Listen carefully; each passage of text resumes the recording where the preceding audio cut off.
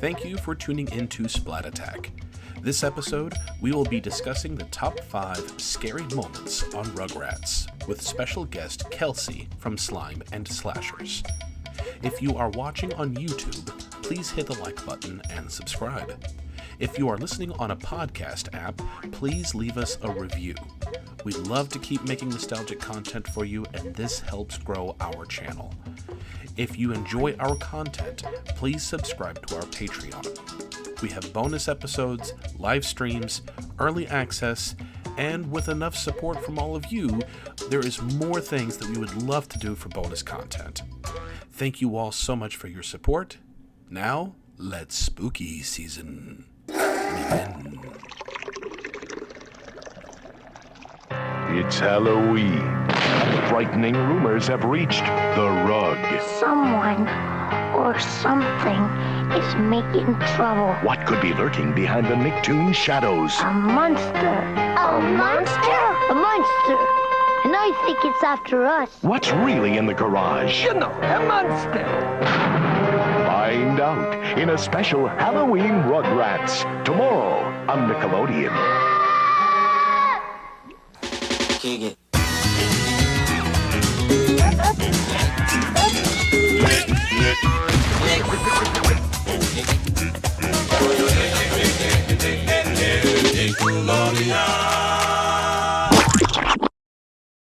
Greetings, spooksters, and welcome to a scarifying version of Splat Attack, a 90s podcast that dives into the slime-filled past.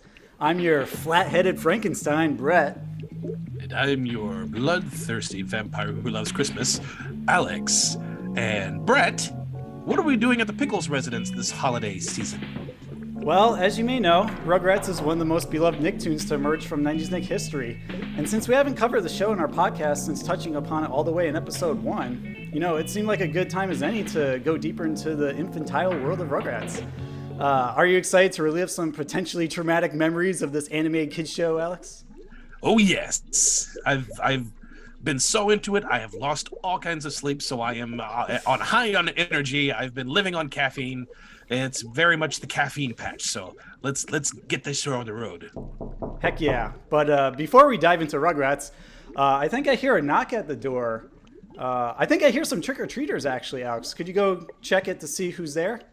Yes, I will go take a look. Let's see here. Let me open this door and see who we got with us.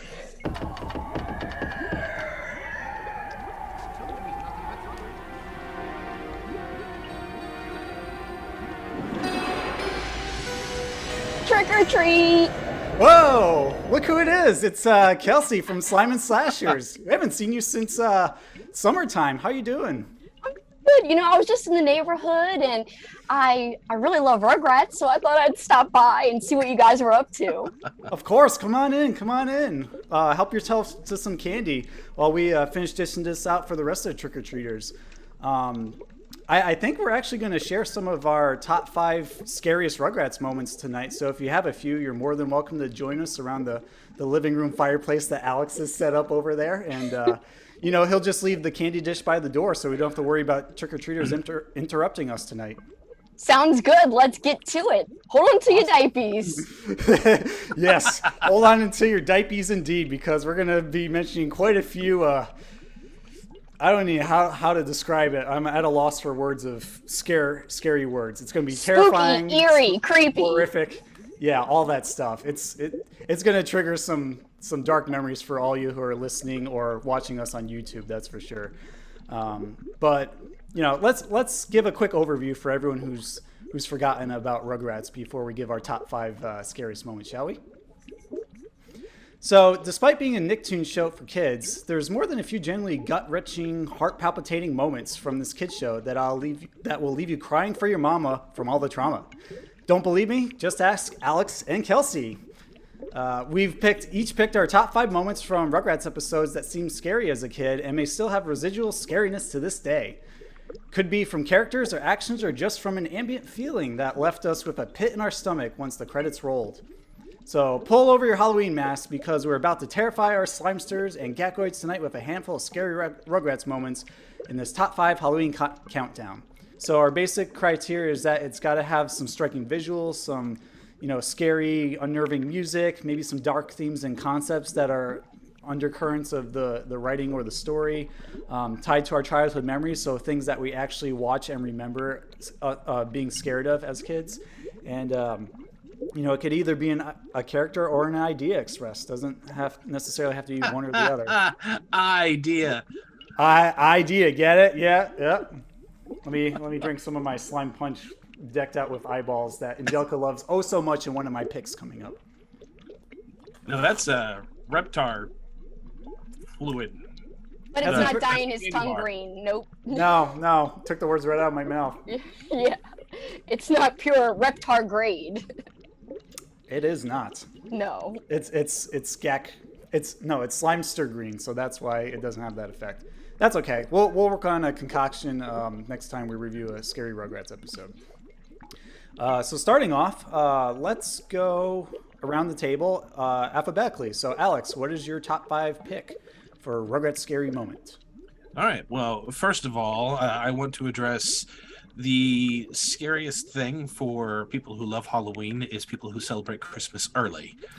Hence, my stage is Christmassy. Don't worry, it will be Halloween the next episode. I just wanted to have a little fun. I actually had to go a bit of a different route in picking my top 5 because, and I had mentioned this in our last episode over on Patreon for all of our Gakoids, that I was a very frightful child. I was scared of a lot of different things, but there's also a lot of things that I was supposed to be afraid of, and I wasn't. Movies like Return to Oz and the boat ride scene on Willy Wonka had no effect on me. I was just, oh, okay, no big deal. And I loved Rugrats. It's one of my favorite shows as a kid, and all of the spooky, scary parts that we're talking about today, they didn't really scare me. So I didn't have any nightmare fuel in going through these episodes. But I watched them again as an adult, and I was thinking, how was I not terrified of this when I was a kid? Because I was scared of everything else. So instead, what I did was I took it over to Facebook, and I asked Facebook, what are your favorite, or what did you think was the scariest? So this is a bit of a poll from a Nickelodeon group over on Facebook to see what they really put as their top 5. And I will say their top 5 was also a lot of the ones that I was pulling straight from memory. So, and I put in order of who got the most votes. So the number 5, and this was the first episode that I thought of, by the way, is the Chucky versus the Potty from season 2, episode 2A. And this was out September 13th, 92. And the reason this really stuck with me as a kid, because I do have a childhood memory attached to this one. I don't really have a childhood memory attached to many of them because they didn't scare me. And they were just, oh, that's cool. Yeah. But I watched Ernest Goes to Jail, and I also watched Addams Family Values, and in both of these movies there was the electric chair. And they even tried to kill and almost did kill Ernest, and Ernest Goes to Jail with the electric chair. So I know what this thing is.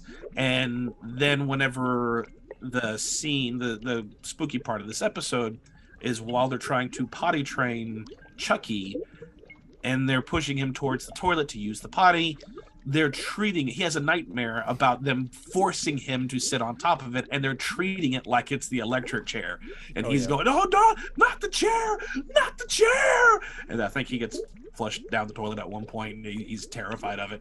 But that was the one thing that really stuck with me. And incidentally, Sam, being who he is and knows that I'm into all things Nickelodeon in the 90s, he knew that I was wanting to watch the show. And I started watching some episodes, and he comes down and sits down beside me, and the first episode we watched was this one. And he he was really fascinated with it. And Sam has gotten a deep appreciation for things that are spooky and scary. And every once in a while, I'll hear him going through YouTube and listen to the videos that he's watching. and I'll keep hearing Chucky screaming, "Not the chair! Not the chair!" from his bedroom. It's the only episode that he's watched. He's not watched any of the other episodes, just Chucky versus the potty. But that is my and Facebook's number 5 pick. Very interesting. I was actually considering this for my honorable mention list, but because I had like 5 of them already picked, I had to bump it off. But I definitely remember watching this one as a kid, and I remember like the cold, dark ambience of the dream and just feeling really sterile, kind of like how your house looks like when you're like walking through it at 3 a.m. and there's no lights on and you're just trying to fumble your way to the bathroom. That's something I could definitely relate to, although I luckily did not run into Angelica wearing an executioner's mask when I had to do the deed. Everybody's gotta go someday. And I will say the other potty training scare I've seen was from Look Who's Talking To. Oh yeah. It was the exact same setup. A kid was terrified of going to use the potty, so now the toilet actually talked back and had little fangs and "Get with the pee-pee." Like, hey you little pisher! I'm talking to you. Oh no, what is that? Hey, you're supposed to give me some pee-pee. Where's that pee-pee? We're talking about pee-pee here. I need that pee-pee. Oh no, Mr. Toilet Man! Listen, I've had it with you. You better give me that pee-pee. Give it to me, or the next time you sit on me, I'm gonna bite off your tushy. Yes! Yes! That actually reminds me of the talking toilet from Banjo-Kazooie in the Haunted Mansion level of the N64 game, if anyone's played that. I forgot what the dialogue is. I'm sure you can find some footage and edit it in here, Alex. But essentially talking to Banjo-Kazooie to like help get it unclogged, and by doing so, he's like, "Oh, that's much better. It's like all clear." And then you actually get flushed down into it as a pumpkin in that level to retrieve the golden jiggy piece that was stuck in his pipes, which that just comes to mind, being flushed in the toilet like Chucky.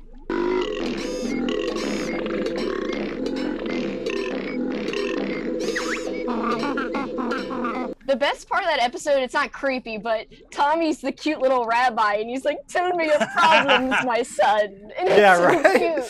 It's so adorable. And I was like, that's like the most cute and scary dream at the same time, because Tommy's in there being all sweet to Chucky, and he's having this nightmare. It's wonderful. For my number 5 pick, this one is an interesting one because it has Are You Afraid of the Dark ties. And what I mean by that is that there's a scene that happens that really shook me to my core, and also my eyeballs falling out. That I think I could see the screen right. This one shook me to my core because I had a few instances when I was like really young where I'd run into my dad really late at night when I had to get up to pee, or like I wanted to get a snack from the fridge and I couldn't quite make him out. He was just like a black silhouette who was grunting, and that freaked me out a lot when I was around like 4 or 5 when we moved into our new house. So this memory is directly tied to me seeing this episode at a young age at that time. And it's Real or Robots from season 1, episode 8A, and it's essentially the sleepwalking Stu moment where he's like making his 48 egg omelet or something ridiculous in the kitchen, and he thinks that Tommy and Chucky's spying on him, thinking they're a robot, that he's Stu, and he basically is like chasing after them and opening up the cabinets and going in there. He's like, "Drew, I just want to talk to you. Come back, Drew. I just want to talk to you." Like a zombie or something. And something about just him poking his head in the cabinet, going after the babies, not realizing who they actually are, was really unsettling to me back then. And it reminds me exactly of that moment in Are You Afraid of the Dark's The Tale of the 13th Floor, where the robot/alien Raymond is looking for the main character girl, Karen, when she's trying to hide and escape from the toy factory that's really just an alien mothership. That's a good comparison. I love that comparison. I'm pretty sure we made a connection to Are You Afraid of the Dark in just about every episode of this podcast so far. In some form, yeah. Yeah, it's wild. So that's my pick, and also just a quick little side. To think that they put in a scene where Tommy uses like an actual wrench to give Stu a purple nurple is totally terrifying. It makes me fear for my life if I have kids who try to do that to me while I'm sleeping, as I'm holding my chest. That's a great number 5. I like that one. Awesome. Well, Kelsi, what do you got for your number 5 of scariest Rugrat moment? Well, see, I know this list is about moments, but this episode I've chosen, or part of the episode I've chosen, because it actually has a very great atmosphere, an atmosphere that actually lasts for most of the episodes. Because as we go through our lists, I feel like Rugrats did a lot of great little sequences within the mini episodes that are spooky, but then it goes back to being light or funny or mixing things in and out. This one I picked because it had a really great vibe all the way through, and that is Legend of Satchmo. Ooh. And there's a lot of good stuff to basically dissect in this one. I just love like the music, and in fact the music really adds to every creepy moment in Rugrats. So Mark Mothersbaugh is just incredible, and I think really is one of the big reasons why these scenes come off as creepy as they do. It's a multitude of factors, but I think his music helps, and his music is also really great in Legend of Satchmo. It's got like spooky vibes.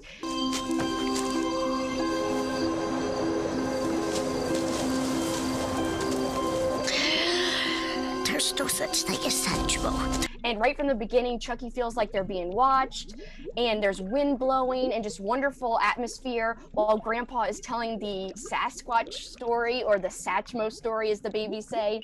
And he says, and this is my official creepy moment, some folks call him Bigfoot, some call him the Abominable Snowman, the rest just call him Sir. And I love that. And I just thought it was a really, really awesome just whole scene of him telling the story. And there's many instances of storytelling in Rugrats where it gets spooky. And I have another one on my list somewhere later, which I'll talk about. But that's my number 5. Very cool. Yeah, I didn't even consider that one, but I really do like the ambience of it. Just being out in a tent in the backyard at night, and you hear some strange noises, you don't know what it could be. And granted, it's in the backyard for the babies, so it's not too scary. But still, if it's your first time camping, you don't know what to expect. And you're right, it does have a great ambience to it that makes it memorable, and also Grandpa's lines as well. Yeah, and Stu just, messing things up, like, Stu being Stu, essentially. He's actually being a big kid in this moment, like we kind of do, like, hey, what are you guys doing? Can I join? Just being all goofy. I love it. Yeah, I love it too. It's a great little funny part of the episode. Mm-hmm. Well, Alex, what is your number 4 pick for Scariest Rugrats moments? Number 4 also has a tie-in with Brett's nightmares as a child. Ooh. But I had actually forgotten all about this episode until Brett talked about it in Nightmares as a Child, and then I had revisited the episode. But Facebook didn't forget it, because their number 4 was Under Chucky's Bed from season 3, episode 16A, which came out in January 9th, 1994. I had completely forgotten about this episode, but once I saw the image that Brett used for the thumbnail, I was going, yep. It came back instantly, and it is amazing to me the way our brain works. It is amazing how something can be completely gone, and then you see one thing, and then instantly memories come back. Mm-hmm. And I remember the first time the voice from Under the Bed came out, and I remember laughing. Really? But I was laughing because the timing was so good. The voice itself didn't scare me. It sounded very much like Crumb from All Real Monsters. You ruined my trivia, Alex. Was that him? It's David Eccles. I was going to mention. Yeah, I was going to say it's got to be him, because it sounds just like Crumb.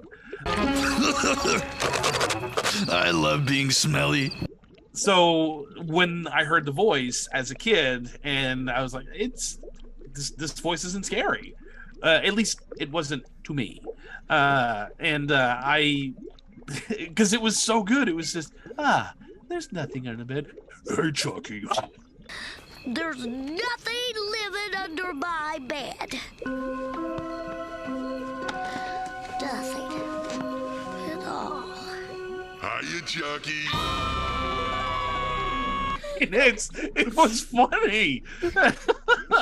And then he's talking to this disembodied voice that you can't see, which again made me laugh. It was supposed to be scary, but I didn't find it scary. I found the whole thing funny, but I also did find it relatable.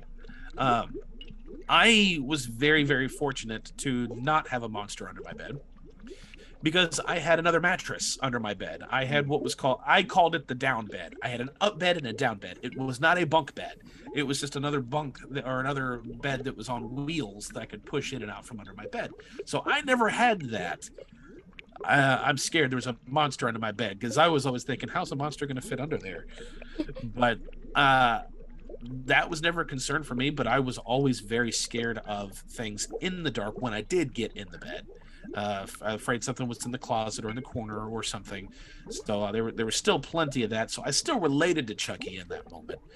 But Facebook very much was, as much as they loved Crumb, they did not like that monster's voice from under the bed. They didn't like that at all. So, and obviously Brett has gone and talked about his fear of it as well. So it's definitely resonated with audiences far more than it did with me. But it's still a great episode, a great spooky moment, and definitely something that kids and adults, especially whenever you sleep by yourself, whenever you're used to having somebody with you, it's still a lingering fear for many. Yeah, I could wholeheartedly agree. And if any of you Slimesters haven't seen the Nightmares as a Child minisode yet, it's episode M4 from season 2. Go check it out. It's like a 10-minute listen, and I'm sure it'll trigger some memories of your own that you can share with us later. This one was very memorable to me growing up. I'm not going to spoil what I talk about in the minisode, but I did have a lot of things under my bed that could look like monsters and shadows. I've also had weird occurrences where, because I had insomnia growing up, I would wake up at very weird hours of the morning, and sometimes the ceiling fan above me would make my covers look like they were moving on their own, as if there's like an invisible force climbing up to get me, which scared the crap out of me, as like an optical illusion as the moonlight was like shining in from the window behind my bed. So I found this very relatable as well back then. Not as much now because my bed doesn't have an underside. It's literally 2 mattresses and then the floor. So can't hide anywhere. Joke's on you, monsters. But back then it was a concern, and the voice did scare me because of how low pitched it was. And as soon as he said, "Hey kids, I got some free candy," he means trouble, because all the creepy things in life offer you free candy as a way to bait you.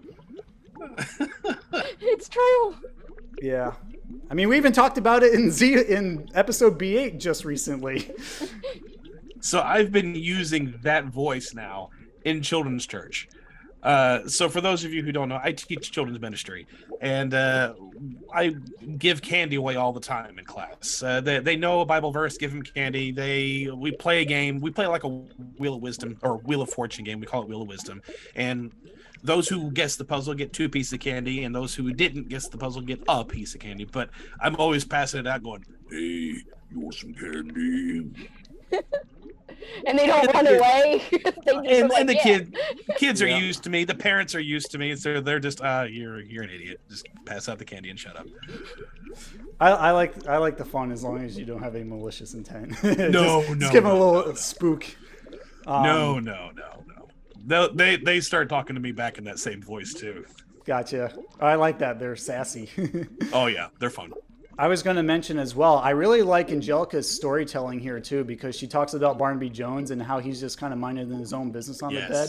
And then he's reading the comic, and then when he hears that voice that Chucky hears, he's like, "Oh yeah, give me the cake and ice cream, bring it on!" And then the bed literally chews him up and spits out the comic book. I got cake and ice cream down here. Cake and ice cream? Oh boy! Oh no!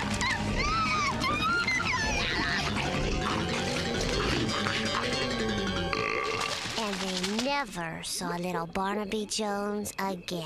And if you look very closely, you can get a tiny glimpse of what the monster looks like on one of the panels before it shows Angelica as it transitions back to her, which I think is genius from an animation standpoint. Yeah, that's a great pick from Facebook and Alex. And I'm going to share my number 4 pick next, which, believe it or not, is my background for those who are watching this on YouTube, Candy Bar Creepshow. And I really like this one, not only because it's a Halloween-themed episode from Season 1, Episode 9A, But it also features, like Kelsi was mentioning before about the Legend of Satchmo, a really cool ambience about it that really ropes you in and gets you thinking about Halloween and trick-or-treating and dressing up. I mean, you got Stu and Dee Dee as like Frankenstein and vampire respectively. I think Drew's a gorilla. And of course, Grandpa comes in with that hideous goblin mask just going like, blah, blah, blah, blah, blah. Grandpa!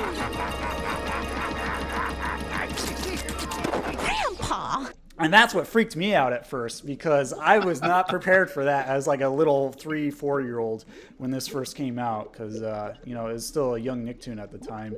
And when Chucky like had that mask fall onto him, he just started moving towards Grandpa. Now he knows what kind of terror I felt when I first saw it, as it's just like coming alive as a disembodied head to like eat him.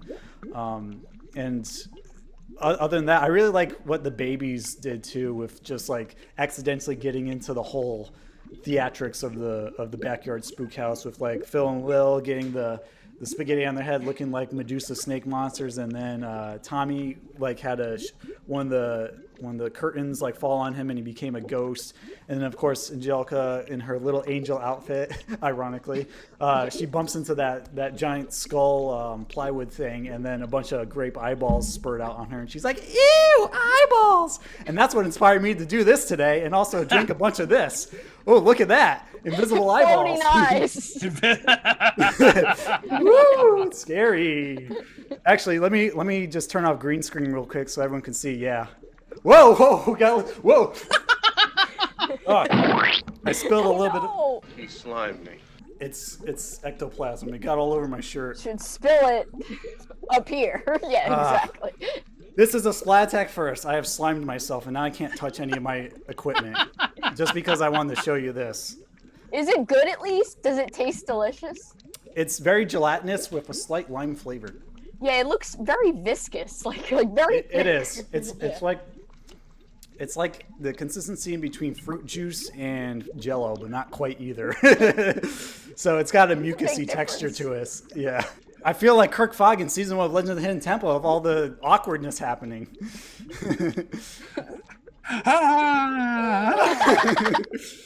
Nick Borey, that one's for you. Oh boy. Yeah, if you're watching, we did like a hanging high five, the signature Kirk Fogg move. Yes. Yeah. Anyways, back to the episode. Enough of our silly ramblings. So yeah, the ambience of the backyard haunted house is what I really loved about this episode. And I got scared at the mask at first because I used to be easily terrified of masks, which is partially why I was afraid of the Haunted Mask Goosebumps special that came out a few years later.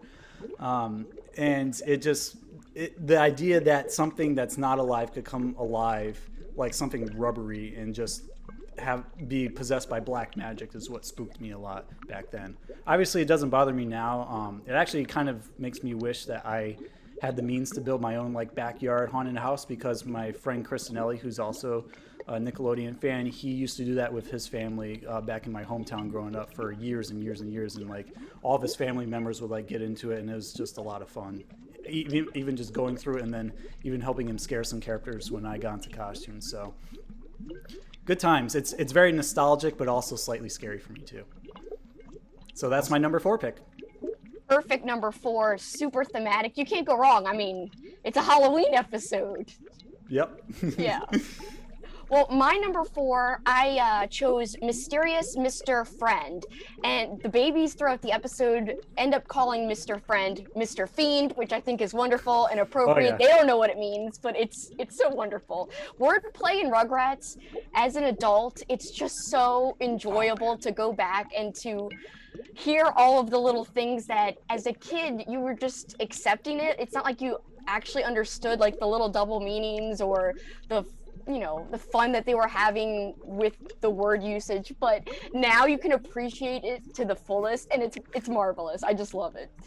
So yeah, I have to mention this before you go a little bit more into detail, that every time I watch this, I can't unseparate the connection in my head, but it makes me think of robot Gene Simmons dancing in The Simpsons, where like I think Homer's trying to get Bart back after Mr. Burns adopts him, And one of the things that he sicks on him usually is like guard dogs, but he ups the ante by having Robot Gene Simmons come out and play Casey and the Sunshine Band's Shake Your Booty around him. And he's like, ah, ah, ah! And then, of course, he tries to blow his head off, but then the bullet wound heals up like Terminator 2 style. And I just can't help but think of Gene Simmons when I think of these robots, just like an army of them trying to get you to work out while also terrifying you at the same time. You've got great comparisons. You really do. That's another good one. So, yeah, I mean, I think Mr. Fiend/Friend is super creepy. So you could just take the doll and say that's like the creepiest part of the episode. But specifically, there's a part where the doll the clown doll is in the crib with Tommy, and its head spins around like the Exorcist. Like, what the hell? At night. I know. I would be scared as hell too. And he's crying, and they're like, "Oh no, what's wrong? What's wrong? Look at this freaking doll. It's freaking horrifying." So anyway, I think the doll is disturbing. I think his voice is disturbing, and the army of them at the end is another great moment. There's multiple creepy moments in this episode, but if I had to pick one moment from this little part, it would be the head spinning. Totally. Yeah, that's a great pick. I had no idea where to fit that on my list, but I definitely wanted to add it as well, just because for the sheer unnerving quality of like robots coming to life and multiplying and trying to take over, and just the babies not knowing what to make of it because they've never seen anything like it before. And I need to say this: what the hell is Stu thinking that he's designing all these weird inventions that he thinks his son will love, but he doesn't like any of them? They're all creepy or overly technologically advanced. I know. I don't know what's wrong with Stu. Stu is Stu yet again. I mean, yeah, he's an inventor, but he's like borderline mad scientist at times. And that is perfect because in the beginning of the episode, it's like a Frankenstein spoof where he's working on Mr. Friend/Fiend, and he's like, "It's alive! It's alive!" And it's just total great atmosphere again. Yet one more time, I gotta say the word atmosphere about 1,000 times. So, but it has it. I mean, this episode has the atmosphere. Totally, and I think that's what makes many of these entries memorable. Like maybe they're may not necessarily be a character that will freak you out, but it could be like all the different elements coming together to just create that kind of mood that shakes you a little bit or makes you feel unsettled. And not only the robot aspect, by the way, but clowns are inherently creepy. I mean, come on, clowns. Who also thought they were like the go-to career to make people happy?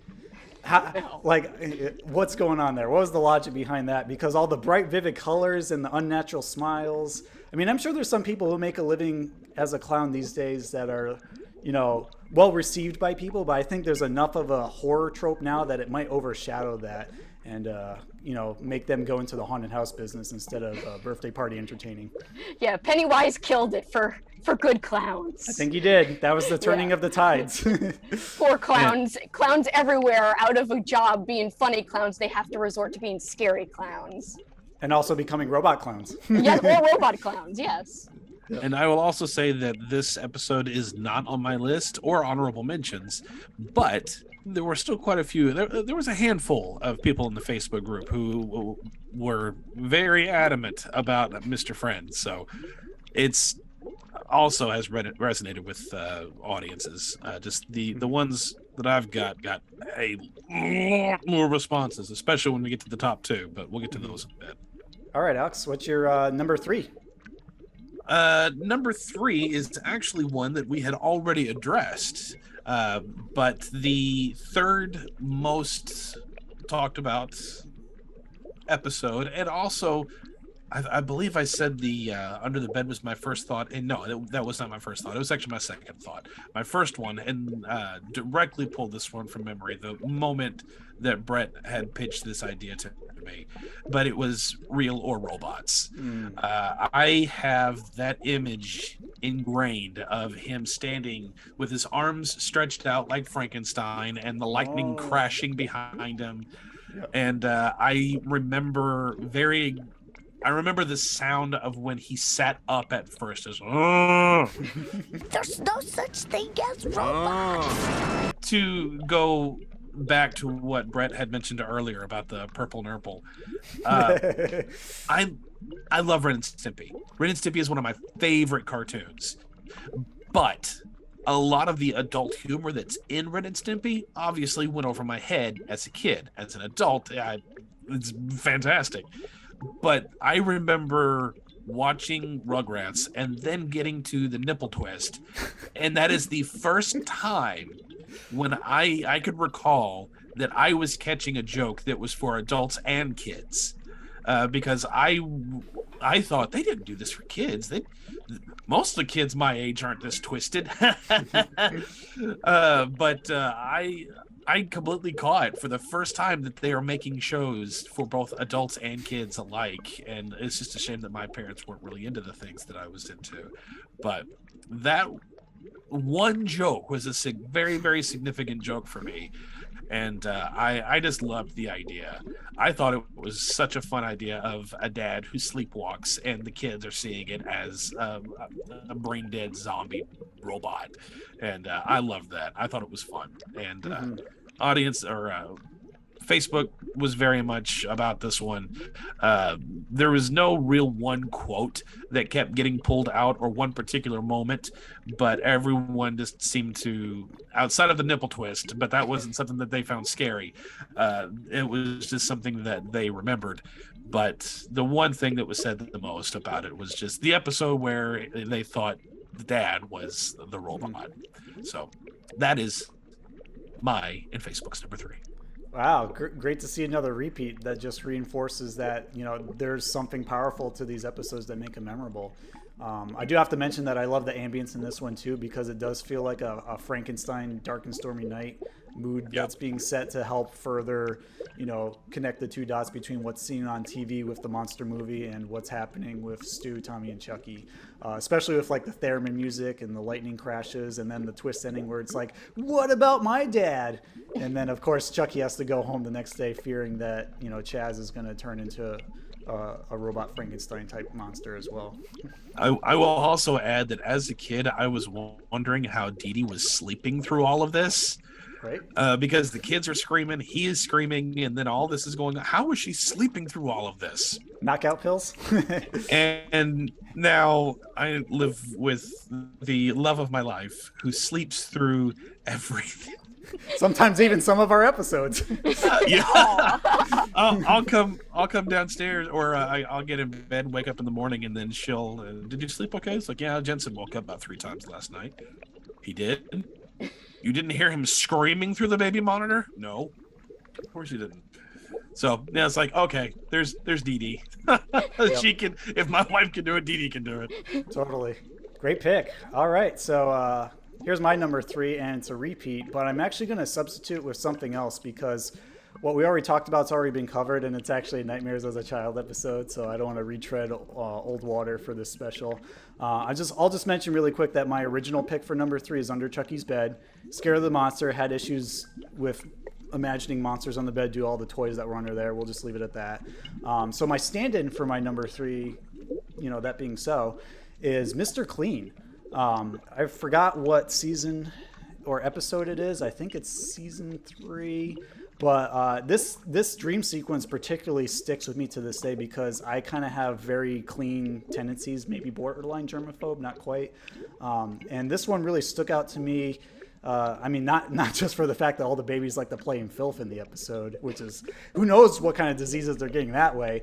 But the dream sequence where Chucky is like going through his house, and then all of a sudden, like there's all these little yellow germs that are just coming toward him in droves, like it's literally by the thousands, and they're just popping out of every which way, like out of the door, out of his dresser, and they're just chasing him.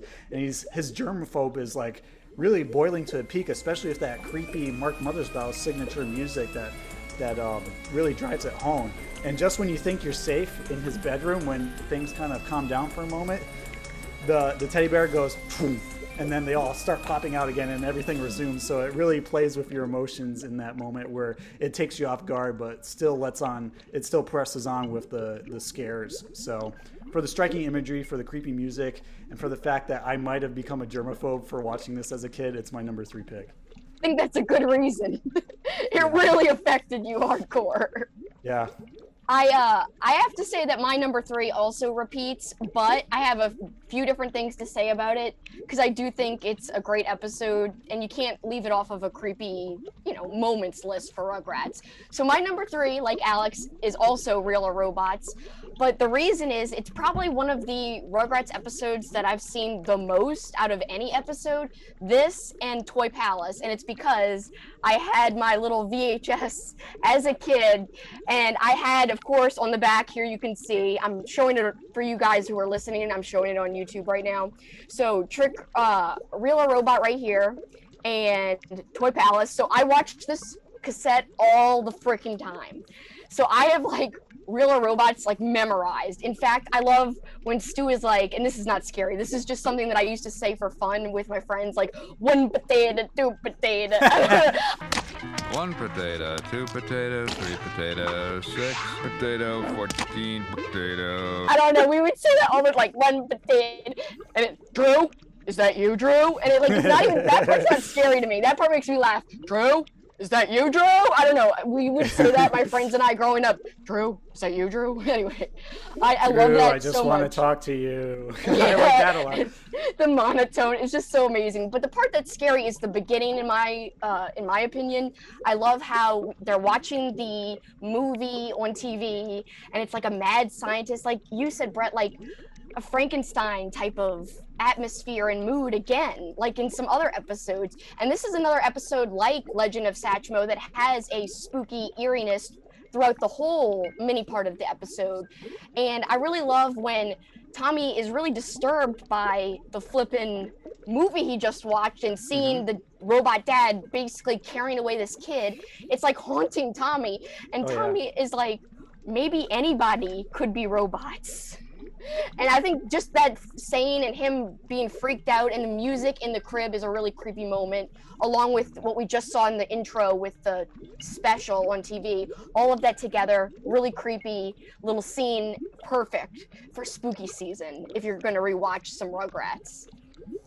Yeah, that's a great pick. And I mean, wow, 3 for 3. Who would have thought that? Yeah, I know. Real Robots. Yeah. It's a good one. When it's spookiness, when we're talking spookiness, it's a great one. You can't not mention it. Yeah, I feel like a lot of earlier Rugrats episodes lend themselves to creepiness because there's something really raw about their art style back then that just, adds the extra oomph to everything that's happening in the story. I mean, even when I think about other titles like The Trial with the Clown Lamp Breaking. Oh, and, yeah. Angelica wearing that rabbit mask to scare Chucky. Even that's looking creepy when it's just a rabbit's mask.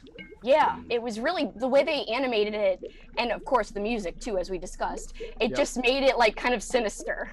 So, Alex, what is your number 2 scariest Rugrats moment to share? So this one was one that I had also forgotten, but actually the top 2 are ones that I had completely forgotten about until I rewatched the series again, or at least the first 3 seasons. I haven't watched anything season 4 and on yet. I still want to, I just haven't. But the first 3 seasons were the ones that I grew up watching, and by the time season 4 came around and the movie came around, I was starting to lose interest. Yeah, so I just didn't watch them. But first 3 seasons are masterful. But I had completely forgotten these top 2, and then watching the episode again, it was another one of those. Oh man, I remember this one, and this is one of those. Whenever I asked on Facebook, what are your scariest moments that you remember on Rugrats, and this one I didn't get the explanation. I just got a quote. And it was quoted over and over and over, and it was all in caps. I'm not Tommy.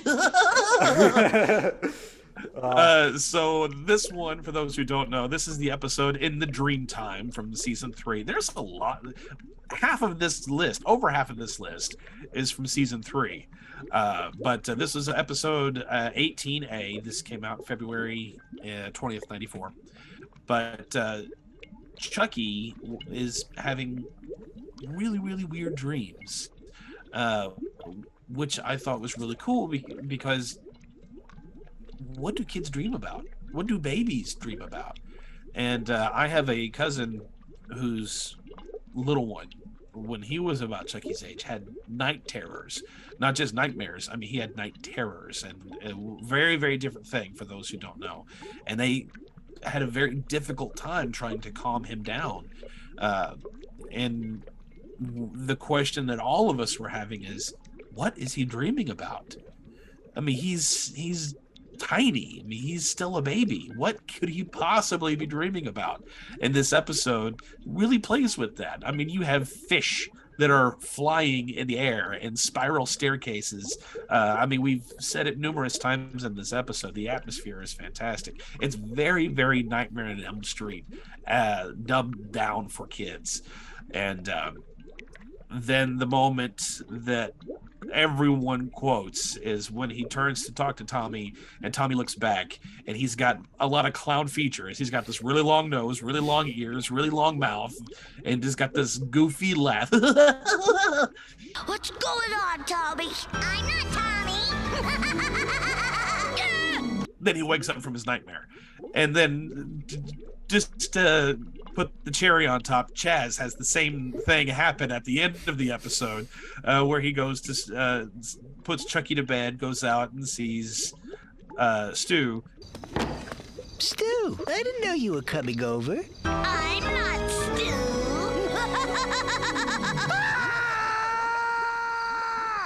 I think the Stu one is creepier than Tommy, personally. I'm like, oh god, I'm not Stu. That part's creepy as hell. Well, that one's a jump. That was absolutely big jump scare, because you think the nightmares are over and you think this is reality now, because Chucky's okay. Chucky's fine. He's confronted his fears. He's going to have a peaceful sleep. All right. And then went full Nightmare on Elm Street twist at the very end, which is what they would do on all those movies. They'd have one little thing to show you that Freddy was still around, and that was that moment with Chaz.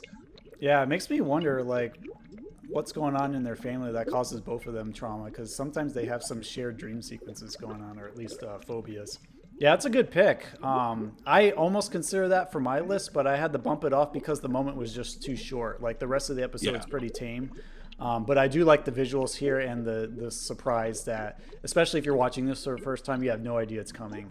And I don't know if this is correct or not, because my memory is a little faded, but I think the credits music that goes with Into Dreamtime is very similar to what happens during Chucky's dreams, where it's like, very pleasant and wistful, and like, you know, it's got that calming, cloudy kind of sound. And then at the very end, before the Klasky Supo logo comes on, it's like, dun, dun, dun, like you're going to hell.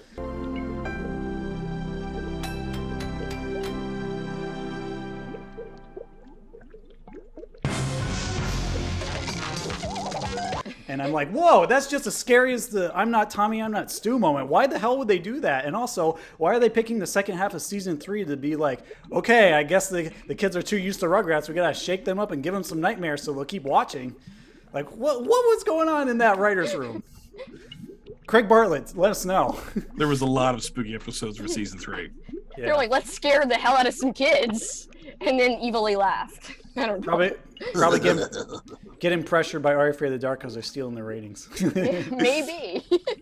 Cool. So for my number 2 scariest Rugrats moment, this one is, I don't even know how to introduce this, but let's just say it's going to be a future Nightmares as a Child episode, because it still bugs me when I think about it, especially if I like dream about it for whatever reason at night.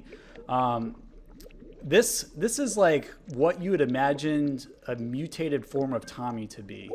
And it's, without belaboring it anymore, it's Angelica's worst nightmare, specifically Big Boy Pickles from season 3, episode 21A. And Alex, I'm sorry, but you're going to have to bleep me for this. What a ugly baby. Oh my God. I know. The most disturbing looking baby ever. Yeah, he's got this like weird man face and these purple lips and this gross ginks. He looks like Edward G. Robinson as a big, muscular, chubby, fat baby. And he's just eating everything in sight. And I'm like, oh my God, where did you come from? The Toxic Avenger dump? But my visceral reaction aside, this guy, oh my gosh, he actually did give me nightmares as a kid, and my sister as well when we first watched it.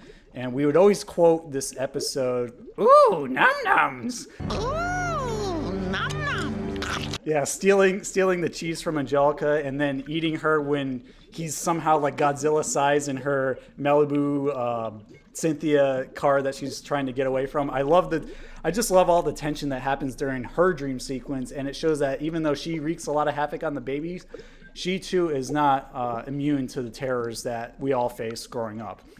And the fear of her being replaced because she is usually the center of attention really strikes fear into her heart when she imagines like someone that kind of looks like a deformed version of Tommy, just kind of, moving in and doing a power play to shove her aside, literally into like the linen closet or the washer and dryer closet.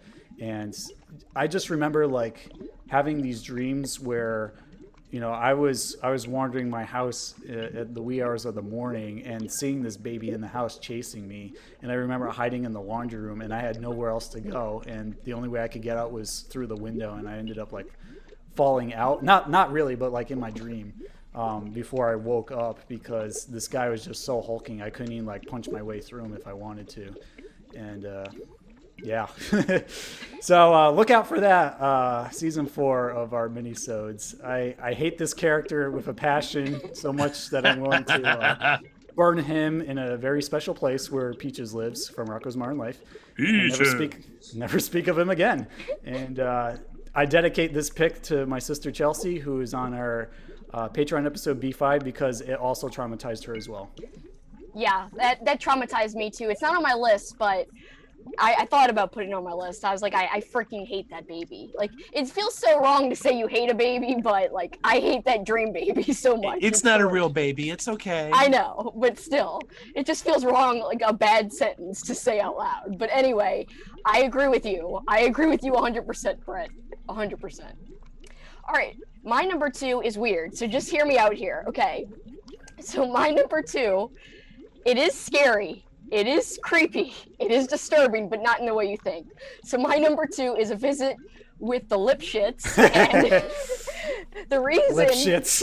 Yes, it creeps me out. Like, it still creeps me out, especially as an adult watching it. But even as a kid, I thought this was weird.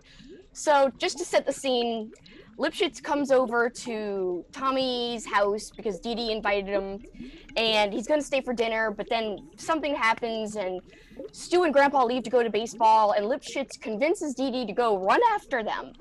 So he's basically convincing Dee Dee to leave him at the home by himself with the babies. And it's all just so creepy and weird.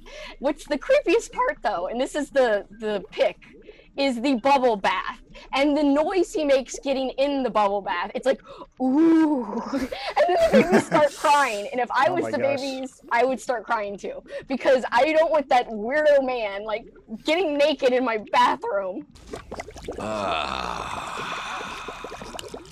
And then, by the way, when Dee Dee leaves, he watches her out the window and evilly laughs that she bought it. Like, nothing could be creepier. She fell for it.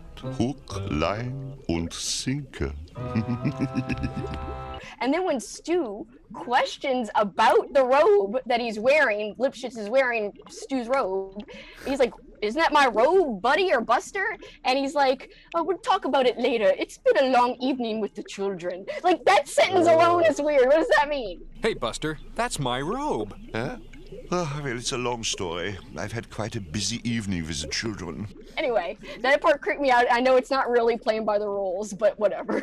No, I think it counts. I mean, it still fits with like reality's definition of scariness outside of the realm of Rugrats. Because why do you want an old man who's may or may not portraying a psychiatrist invade your home, get naked with your children? Ugh. And just the noise, the bubble bath noise really puts it over the top. There's actually like a remix on YouTube or something, like when, and then they have like Tommy and Chucky like riding on his back, like piggybacking, like, and it has it looped. It's ridiculous, but it's hilarious. Yeah. For some reason, this pick reminds me a lot of the season 2 finale of Rugrats called Party Animals, where like they wish on Angelica's lamp that their parents went away and they all turn into like Halloween costumes or party costumes. And then of course Cousin Bucky, who we've never even heard or seen of before, shows up. Apparently he's on Dee Dee's side of the family and he's a big old baby and he's just like chasing the babies down the second floor of Drew's house and he's like, pull my finger. What? Oh, yeah. I don't like that. That's creepy. Yeah, that is creepy. Not be talking to 1 and 2-year-olds, asking them to pull their finger. There's something very wrong about that. And he's dressed in a giant adult diaper. Ugh. I remember that now. I almost forgot what episode you were referring to, but as soon as you said pull my finger, I was like, oh yeah, I hate that. Well, I think we got a little bit full on Halloween candy, so let's take a break to digest and hear a few words from our Splat Attack sponsors. And check out our Patreon as well. So when we come back, we will review our top 1 picks and also a recap of our previous 4 as well. Hold on. Rugrats will be right back. Be afraid. Be very afraid. There's a monster on the side of the bus! It's a trio of terror-filled tales. His hairdo looked so queer. I heard that. It was a boy. The Simpsons. A full hour of The Simpsons, only on Fox 59. Hello? Maybe they're closed. Welcome to Horrorland. You could laugh and scream and get scared to death on rides and stuff up on junk food and ditch your parents. Stay off the guillotine ride. Sharp turns. No talking. Who are you? I run this place, I do. And he's in there, all right. Just wait. Pick the right door and you go free. Pick the wrong door, and there he'll be.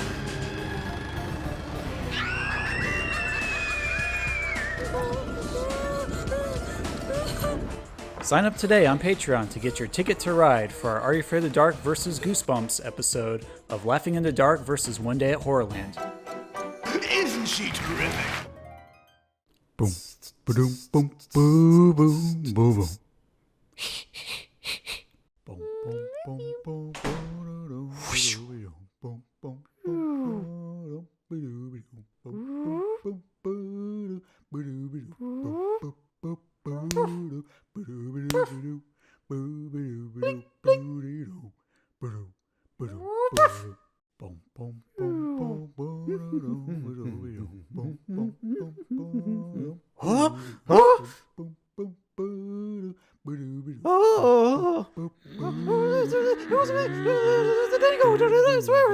What do you mean he did it? He's just a dog. What are you talking about? How could you do this? Doobie-doo-doo. Wacky Dingo is based on a few real-life events involving Brett and his dog Nico. Stay tuned to Splat Attack Podcast for more Wacky Dingo animated shorts. You're watching Nickelodeon. And now back to Rugrats.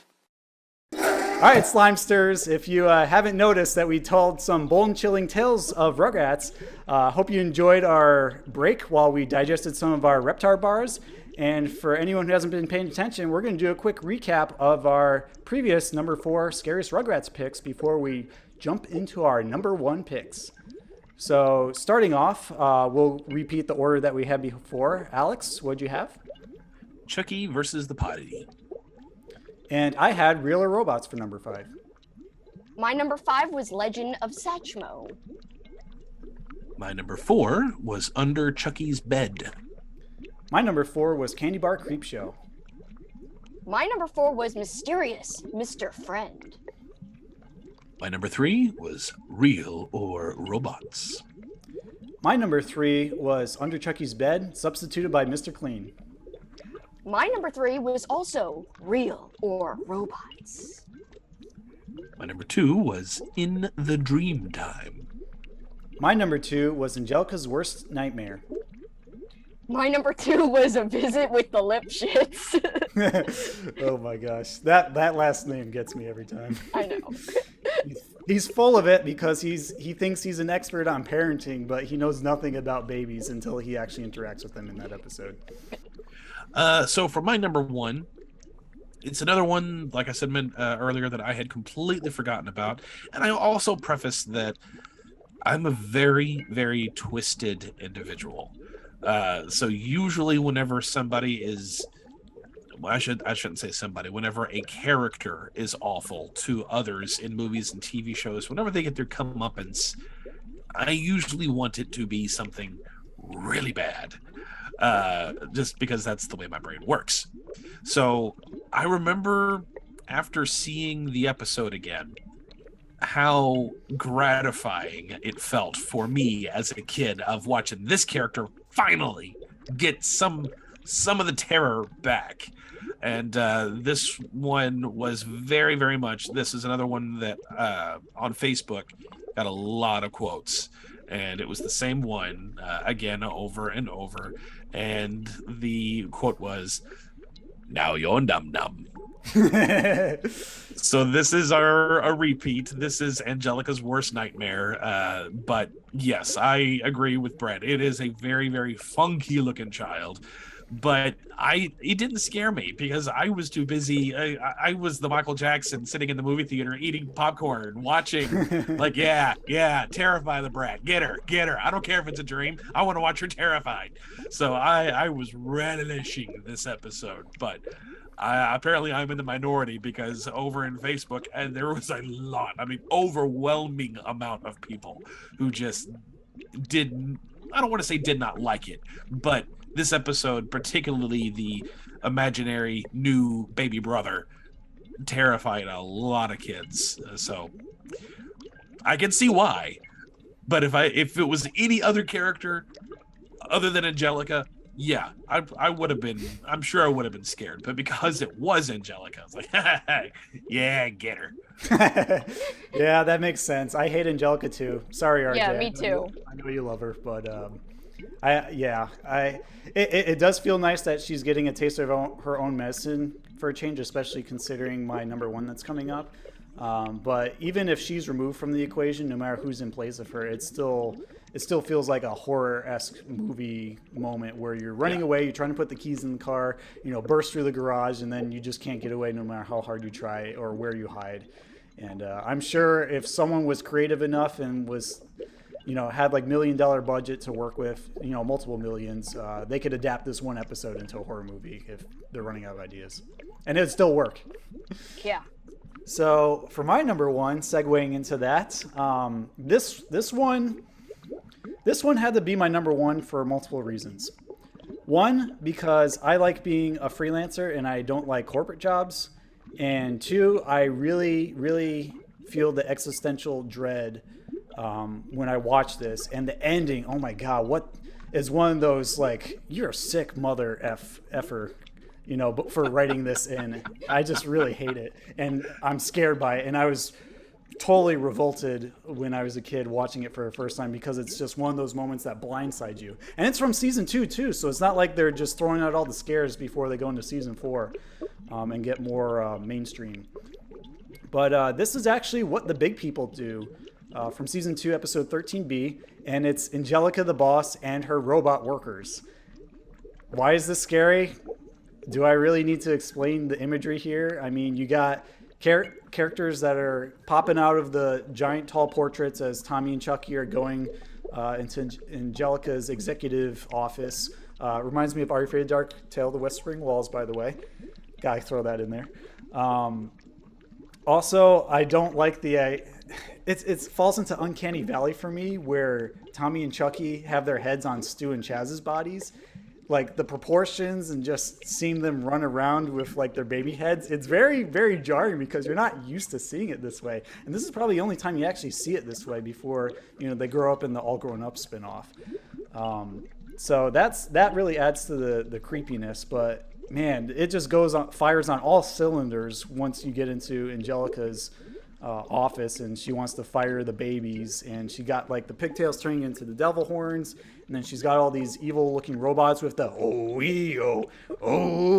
like slave driving drone going on as they're cornering them from leaving this business building version of the Pickles residence. And then of course it's another moment where your guard is let down, kind of like Mr. Clean, where everything seems okay. And then it's like, oh, okay, we learned our lesson. Dream's over. We can go back to being babies now. And then out of nowhere, Angelica just rips the curtains open from that sliding door where the babies are usually like hanging out with that fence thing. And she's like, oh, babies, time to play house. Oh, boys, time to play house. And she gets the weird devil horns again, and of course we see Tommy and Chucky's reactions like they're fearing for their life, like she's about to murder them. And I'm just like, whoa, where did this come from? Oh my god. And that's probably why I hate Angelica. When she does traumatizing crap like that to innocent little babies that did nothing to her in the first place, just because she's like the alpha baby in the group. So I got to give it to that for being my number one. It still bothers me today with the more adult themes underlying it, as being a paper pusher and being fired and just being a corporate drone and all that stuff. It hits on many different levels for me, and I'm sure many other Slimesters who resonate with this one. That is a great choice, and it's a good cup of Job.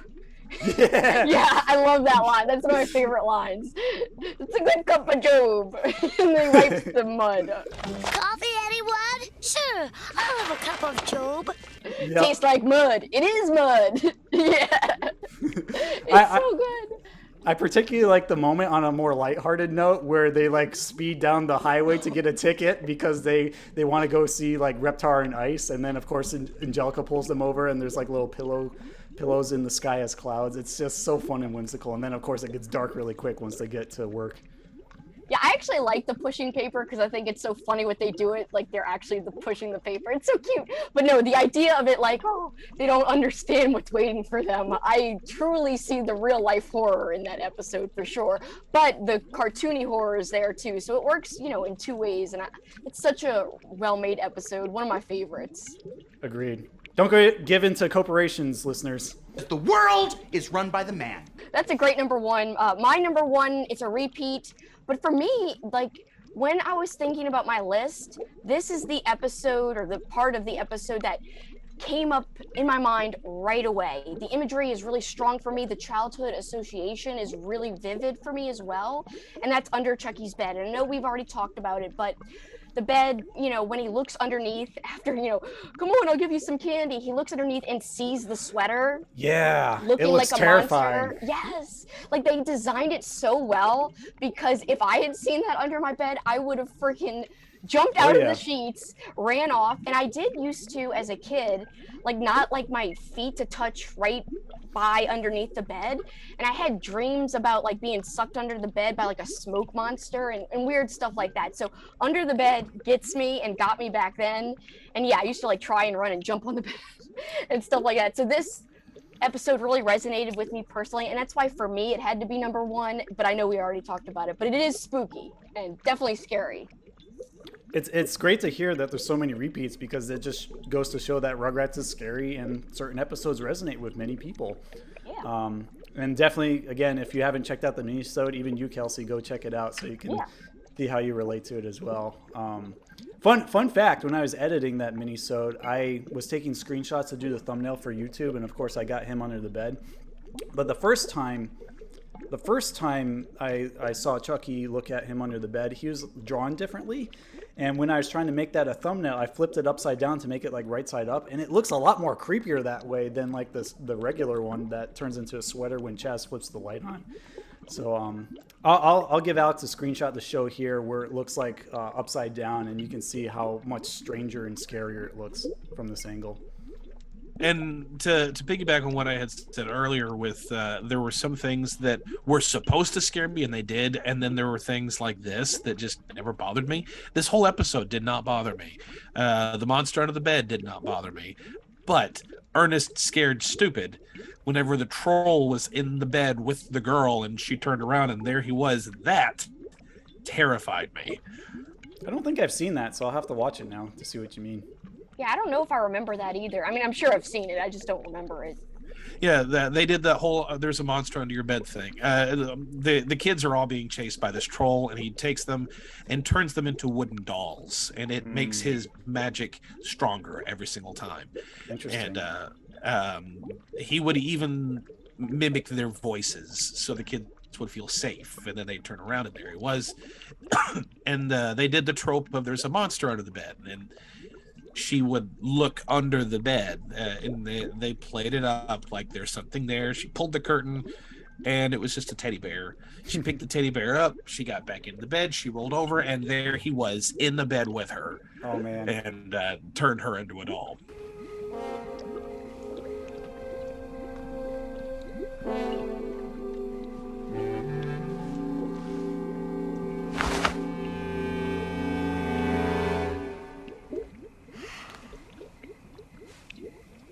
Snuffies, it's just you.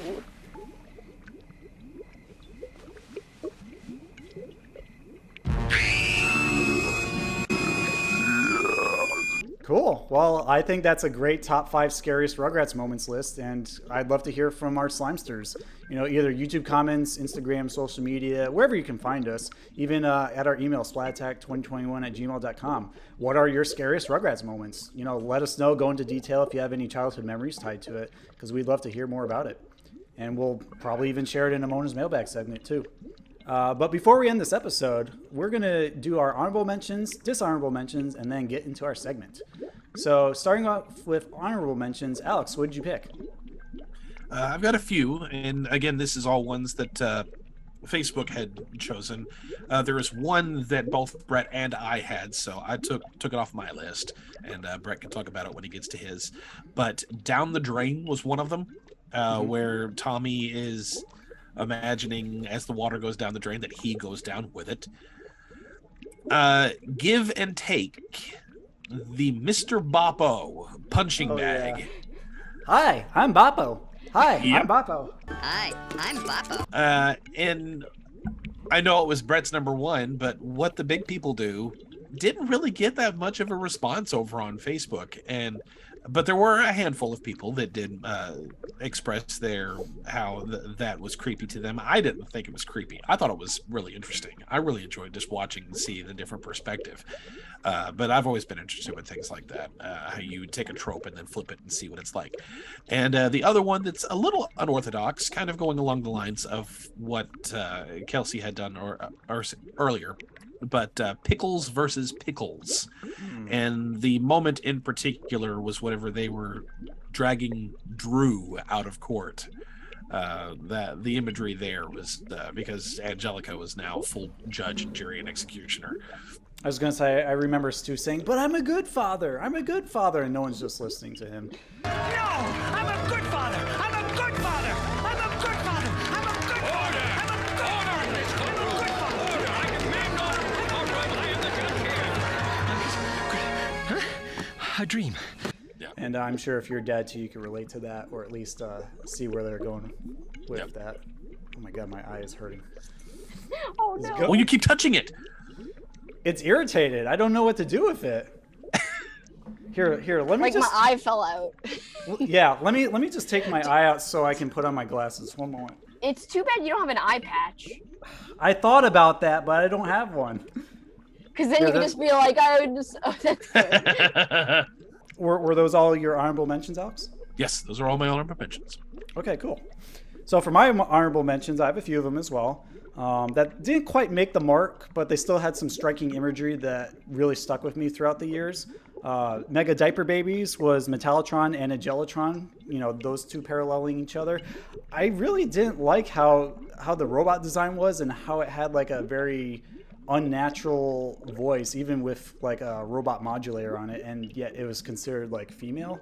It was just very strange, and also Angelica becoming that was equally as strange. The ending of that episode in particular gave me some shaken nerves, but not to the point where I was terrified. But the moment where Chucky uses his skunk power to defeat Angelotron, and her face spins around and blows off, and we see this weird metallic skeleton on the inside of her head, that used to freak me out more than anything, because I was not expecting that, and just something about those cold metal holes staring at me just creeped into my soul in a weird way, kind of like I'm doing with you guys now. Some other picks that I have real quick are The Last Babysitter, where we encounter the dark monster who turns out to be this neighborhood kid called Sticky.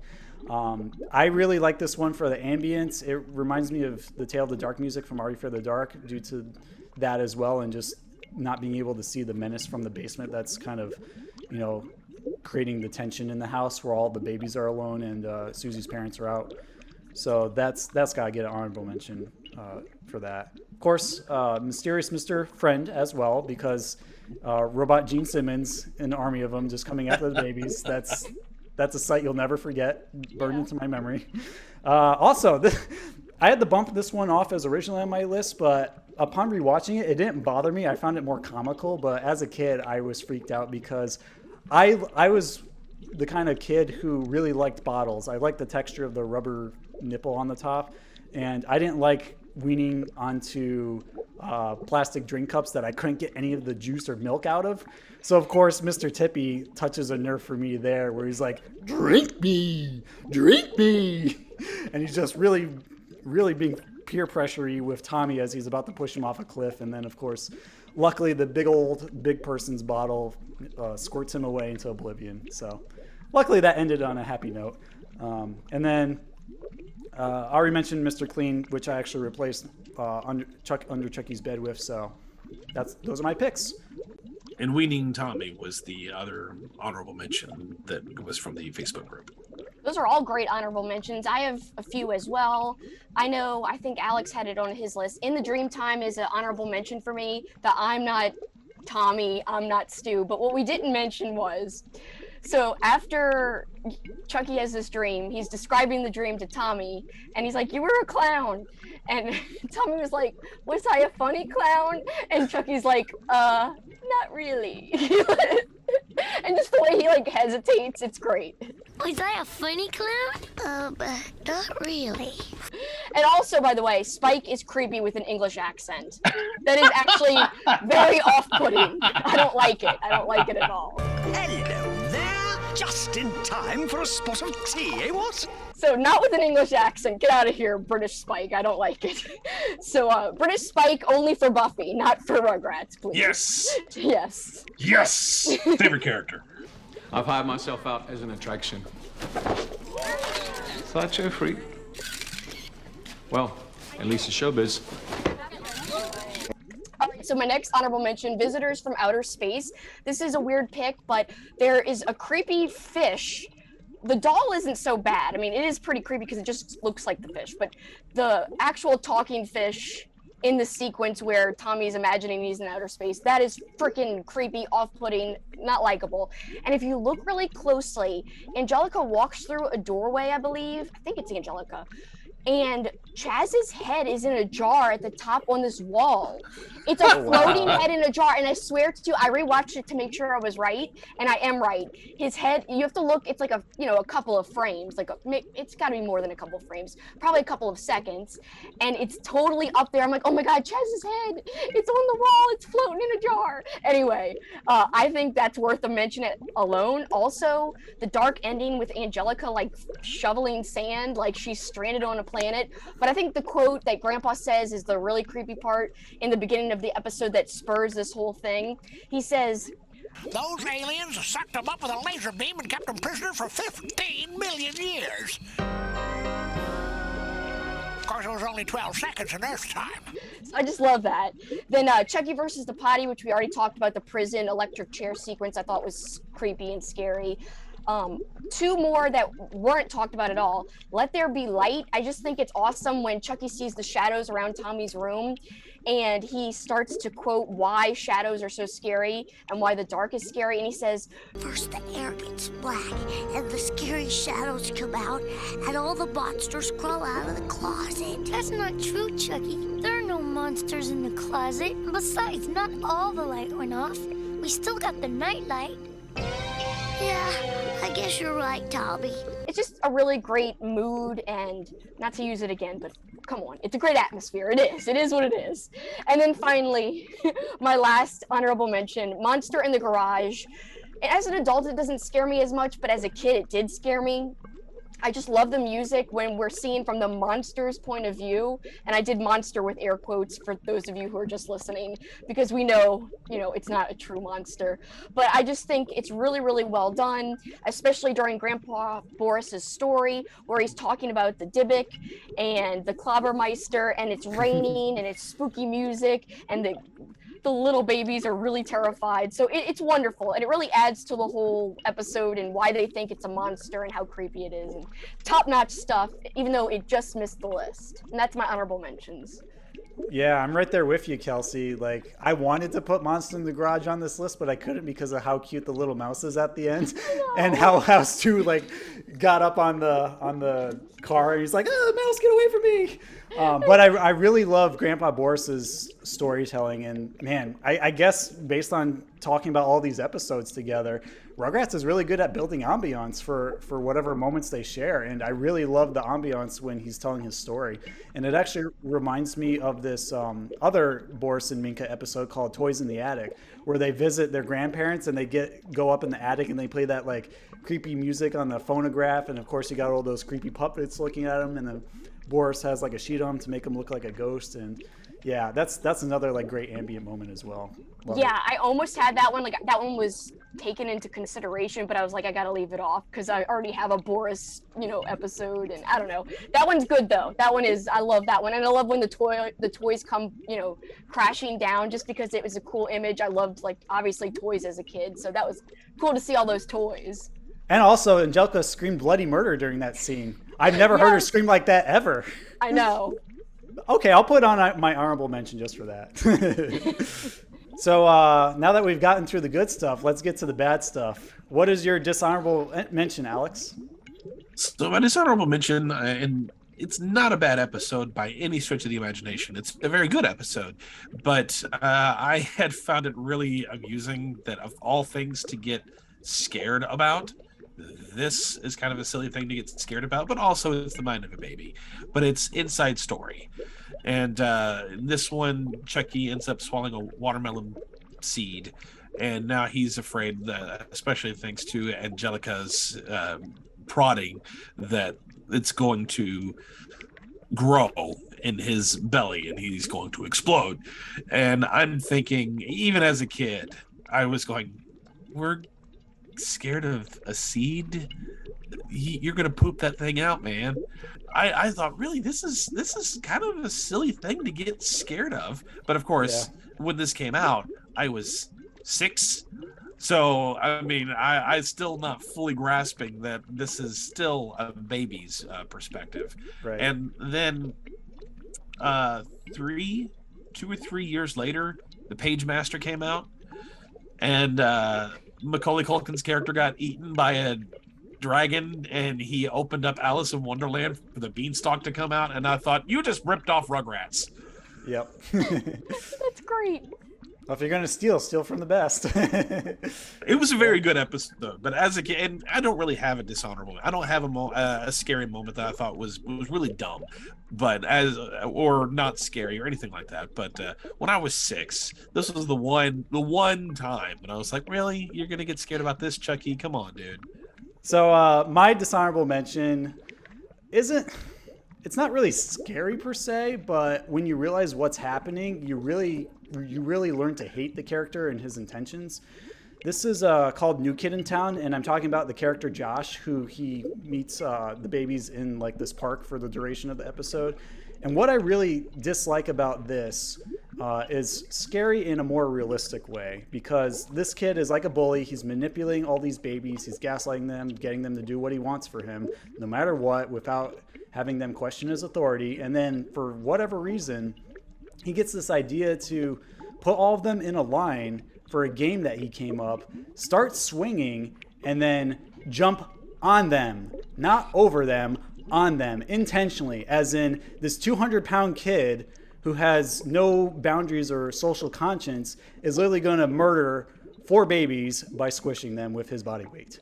And for that, I dislike this episode. I dislike this character. He belongs in Peaches' cartoon hell, for all I care. I am the Dark Underlord, the Prince of Doom, the King of Eternal Torment. I am fear. I am evil. They call me Peaches. I had a really hard time coming up with a dishonorable mention because I love Rugrats. Specifically, when I say I love Rugrats, I love the first 3 seasons. I have no idea. I know I probably wouldn't like anything after that, because once Dill came along, it's like, whatever. Yeah. I wasn't really into it. I didn't really like it after that. So I mean, that technically is a dishonorable mention. But if we're talking about like characters we didn't like or things that are technically scary, I think scary in a metaphorical sense, how pushed Angelica was as a character by Nickelodeon, and they kind of downplayed how she was really mean, but yet they still elevated her like in promotion, and I just think that's kind of scary and weird. And like, I think I was smart enough to know that she's not a good role model, but I think some kids might not have been that smart to like understand like we shouldn't act like this. I mean, I'm not saying she shouldn't have been there. You need a villain, but it's just the way they promoted it, where they made it seem like she wasn't the villain. Like she was just another lovable character, and she's truly evil. Like she evilly laughs in like so many episodes. And you just mentioned, Alex, the inside story. That's like her best evil laugh at the end, where like Chucky's about to blow up, and she's like, "Nah!" I can't even do it justice because it was like a true, real, hardcore evil laugh. So to me, I guess Angelica as a character is my dishonorable mention, because it's just so weird that they were like, yeah, she's cool, but she's not cool, Nickelodeon. She's horrible, and that's how she's supposed to be portrayed. So make her seem like she's horrible when you're promoting the show, because that's what she is. She's a horrible person, a horrible kid. She's a brat. Yeah, let's duct tape her to Josh and send them both to Peaches to get straightened out. Yes, let's. All right, enough baby bashing. Let's get into our segment, Say What, and call this a spooky night, shall we? Yes. Say what? Say what? Say what? Say what? Say what? All right, so for this Rugrats Halloween edition of Say What, you know how the game goes if you're a longtime Slimester listener. We picked a bunch of handpicked quotes from our episodes, and we're going to have you guess who said what, and we're going to keep score, and the winner gets bragging rights. And Alex has been on a real hot streak today, so Kelsi, hopefully you can win. No pressure. Like Rugrats, so I mean, I know this like way better. I love Rocco, but I like last time when we talked Rocco, I'm not as good as at the trivia. Rugrats, come on, I'm ready. I'm ready for you. Let's go. Gotcha. All right, looks like we're ready to play Say What, so let's dive in and do it to it. So question 1, just raise your hand, whatever you want. Just signal that you came up with the answer first, and I'll call on you for the point. Man, if I wasn't worried about waking up Jensen, I would do Stu's nipple twist scream for when I buzz in. Okay, so for quote 1, who said it? Oh, boys, time to play house. I'm not Stu. That's my buzzer. I was going to say, was that your buzzer? No, yes. That was not the answer. Okay. The answer is Angelica. Yes. Oh, boys! Time to play house! So a point goes to Kelsi. Yes, that's correct. For one of the scariest scenes I've ever seen in Rugrats. Angelica said that. So the point is 1 Kelsi, 0 Alex. Plenty of time to catch up. Question number 2. Well, now you're num-nums. Alex. That was the imaginary, or not the fake big baby brother for Angelica. Well, now you're num-nums. I'll accept it, but the fandom commonly refers to him as Big Boy Pickles because that's what's on his shirt. So, point Alex, point Kelsi. Tied up. I'm scared. Let's go. You're not scared. You're num-nums. No. So, question 3. Hey, I got an idea. Why don't you come down here? I've got candy. Oh, that was a tie. That was literally a tie. Uh-oh. Go ahead. Guest. I was going to say the monster under the bed. Under Chucky's bed. That is correct. Yes. Hey, I got an idea. Why don't you come on down here? I got candy. I'm gonna give it to both of you because I know you know it, Alex. 2-2. Quote number 4. We've got to find the bolts that open up the chest plate.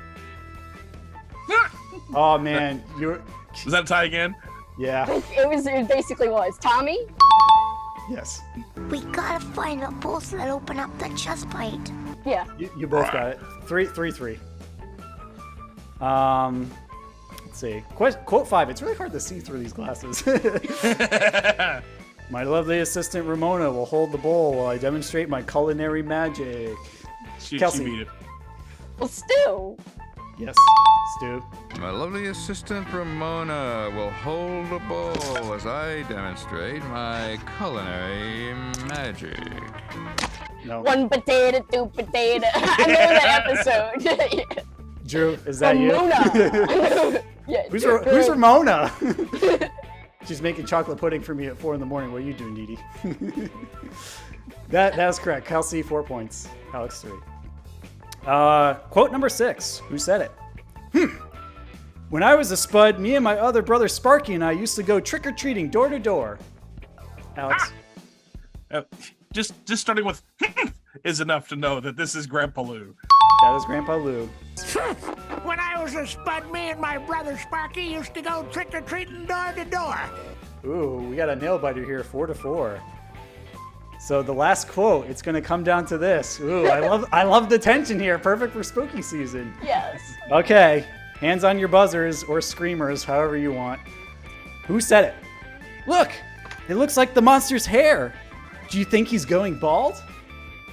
Now this is a tricky one because 2 people said it, so you have to name both characters who are saying these quotes. I don't know this one. I don't know it either. The answer is Tommy and Susie when they find the wig of Sticky in the last Babysitter episode. Look!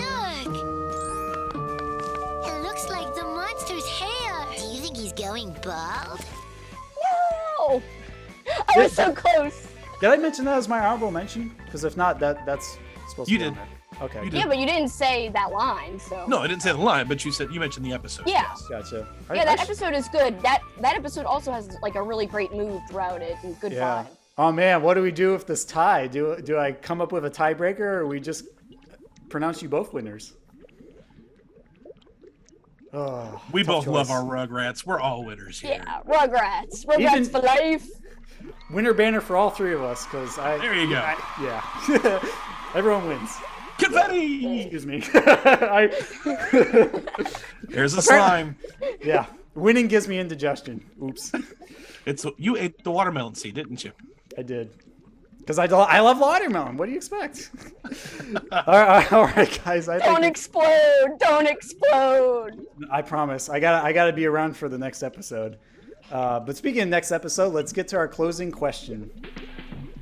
Which Rugrats episode scared you stiff as a child? More importantly, which ones still scare you when revisiting them today?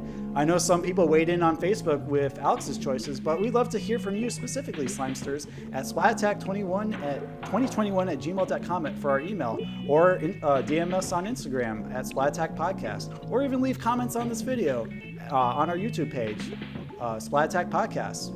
Share some of your memories with us. All right. I think we've eaten enough Reptar candy for one night. Let's hope we don't have nightmares when we go to bed, because we're all sugared up clearly by how silly we've become by this point in the episode. Kelsi, thank you so very much for stopping by at the Pickles residence tonight and sharing these fond yet traumatic memories of Rugrats with us. It was a true joy to be here with you again. Oh, the pleasure's all mine. It was truly a treat, not a trick. Yes. So it was perfect for Halloween. I loved spooky Rugrats. It's kind of one of the things, Rugrats, Are You Afraid of the Dark? The spooky side of cartoons, like Nickelodeon cartoons specifically. But even like as a kid, I was watching, Batman the Animated Series. That type of dark stuff growing up really like kind of helped me become a horror lover. So I really have a fondness for all of that stuff, And by the way, I'm wearing a thematic if you're watching on YouTube, I'm wearing an awesome Rugrats horror movie mashup shirt. So Phil and Lil are like the Shining twins, Tommy is like Pinhead, Chucky of course is Chucky, and Angelica is Freddy Krueger, of course. And Phil and Lil are holding Jason's mask and Michael Myers' masks. And Reptar looks all evil and has blood on him. And it says Red Rum for the front of the license plate. So yeah, I dressed up for the occasion. I'm so glad you did. And of course, you have a little witch's hat on too. Yes, with a pumpkin. Love it. Yeah, I love it when we have guests who really get into the spirit of our episodes. So thank you again for being here. And also, Alex, I do have to mention, even though you are Christmas themed, pulling a Nightmare Before Christmas here, I do love your Rugrats themed Christmas shirt. You have to share Thank you. Thank you. I love it too. It says Season's Greetings, and it's got Reptar with a Santa hat. And yes, don't worry, Halloween fans. It will definitely be Halloween themed for the next episode and for the rest of the Halloween season. Sounds great. Kelsi, for all of our Slimesters who are tuning in, I know you had mentioned it previously in our Rocco's Modern Life episode, but this is an all-new episode, and we might have new audience. Where can everyone follow you at? People can follow me at Super Kicking It. It's SuperKickingit on Instagram. I love posting nostalgic stuff. I love posting spooky stuff. If you're into, horror, I'm really into horror movies and horror fiction, so I like books too. In fact, I post a lot about books, but I'm really known for liking books, movies, and the 90s. So literally anything 90s. That's why I love Nickelodeon, especially Rugrats, and I have a whole big collection. So find me on Instagram, but also my YouTube channel is Slime and Slashers. The slime part of the name is because I love Nickelodeon. So that is, yes, for Nickelodeon Slime, because my channel is technically what's considered a horror tube channel, where I do talk a lot about horror books and movies just like on Instagram, but I always find a way to throw in 90s nostalgia. Like I have like all these creepy kids movies I listed off recently for like a video I did. And in April, I do a big readathon and watchathon. It's called Old School April. So please join me next year for it, because I watch a lot of old school Nickelodeon, talk a lot about old school Nickelodeon, and also about old school, just general 90s stuff, including old school horror, but also non-horror stuff. So yes, I'm all about the 90s. So Nickelodeon fans are totally welcome, and I'd love to see you over at my channel or on my Instagram. And thanks guys again. All right, Slimesters, tune in next time as we leave the backyard spook house at the Pickles residence and climb up into Bart and Lisa's treehouse a few blocks over. Oh yes, we're veering outside of 90s Nick again, and this time we're covering our favorite 90s tales from Simpsons Treehouse of Horror, specifically the classic era, so it's going to be Treehouse of Horror 1 through 10. Be sure to ration your candy, because if you eat too much before this episode, you might have nightmares for weeks. Alex, will you drain the slime tank for us, please? I've got to pick out a new costume for our next episode. Aye, aye, co-captain. Just make sure that you don't copy my idea.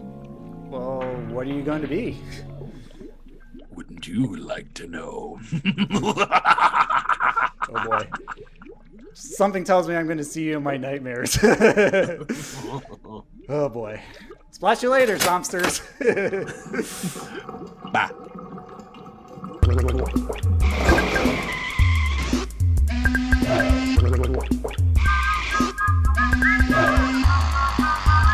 Reprise the theme song and roll the credits. Hard to believe, folks, but it's time to say goodbye. Nighty-night. Hey, check us out next time for more adventure and another great legend of the Hidden Temple. What'll we do till then? Chill for a couple. We'll be back. You're on, Nick. And it was time for the superhero to move on. I declare this meeting of the Midnight Society closed. Bye-bye.